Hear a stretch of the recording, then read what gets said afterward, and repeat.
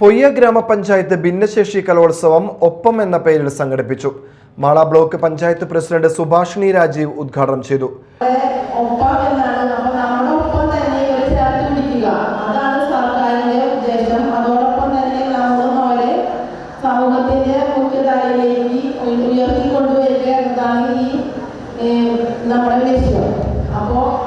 ഇന്ന് എല്ലാവരും നല്ല സുന്ദരമായ സുന്ദരികളൊക്കെ യൂണിഫോം കിട്ടാനോ നടക്കുന്നത്.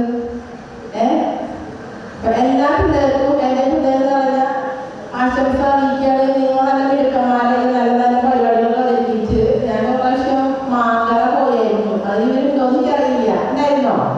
നമ്മളപ്പം ഒരുമിച്ചത് കലോത്സവത്തിൽ പെയിന്റിങ് അതുപോലെ കുറെ കാര്യങ്ങൾ നമ്മൾ ചെയ്തു. ഹാപ്പി ആയിട്ട് നമ്മൾ പോകുന്നത്.